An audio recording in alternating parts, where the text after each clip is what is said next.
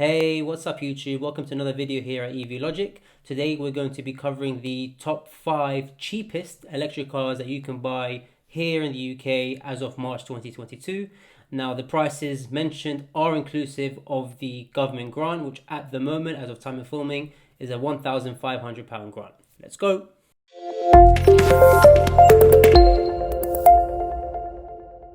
So, kickstarting our list is one of the oldest electric cars currently around, the Nissan Leaf, with a starting price of £26,995, obviously correct as of today's filming.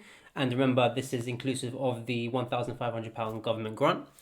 This car was launched in 2010. It's a relatively affordable electric hatchback that's easy to drive, comfortable, with an impressive amount of tech and space. The entry-level model that we're talking about here with that price point comes with a respectable 168 miles of claimed range with its 39 kilowatt-hour battery pack. It comes with 16-inch alloy wheels, an 8-inch touchscreen with Android Auto and Apple CarPlay as standard, and also available is Nissan's ProPilot driver assistance system. This includes adaptive cruise control and lane plus traffic jam assist.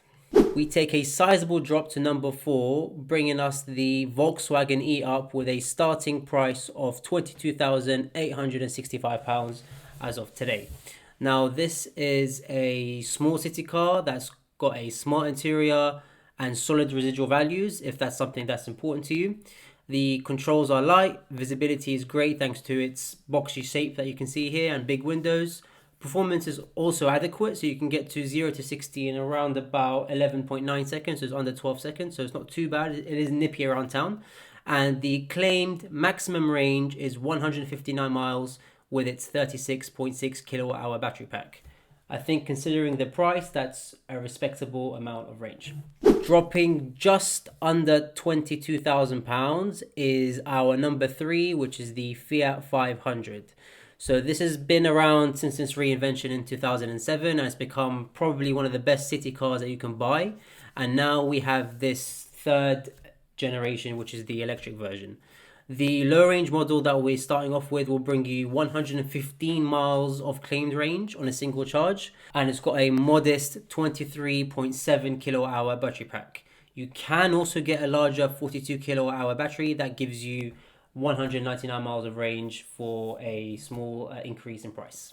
Inside, there's a brand new 7-inch digital dial display and you get a big 10-inch touchscreen on the dashboard with wireless Apple CarPlay and Android Auto. So that's quite a big difference between the other two where you have to be wired in. You get the wireless here as standard, which is pretty cool. And 10-inch for this price bracket in terms of an infotainment screen is pretty respectable.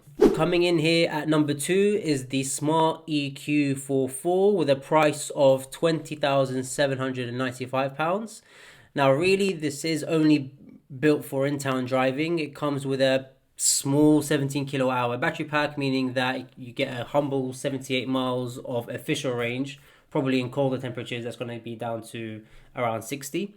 Passenger access to the cabin is reasonably easy thanks to doors that open extremely wide, but the boot itself is pretty small at only 185 litres, and that's primarily because of the location of the electric motor. However, inside you do get Android Auto and CarPlay as standard via the 8-inch multimedia display. And finally, coming in at number 1 is the smaller sister of our runner-up, sneaking in at just over £20,000 is the 2-door Smart or the Smart EQ fortwo. Now this tiny EQ Smart fortwo comes with a very modest or respectable 80 brake horsepower and a top speed of only 81 miles an hour. So it's not something that you're really going to be hitting the motorway or the dual carriageway with. It does, however, have a surprising turn of pace. So you can hit 0 to 60 in just over 11 seconds, which actually isn't too bad considering the performance. And to charge it from 10 to 80% will take you just over 3 hours from a home wall box. So you can easily charge it overnight and get a decent amount of range.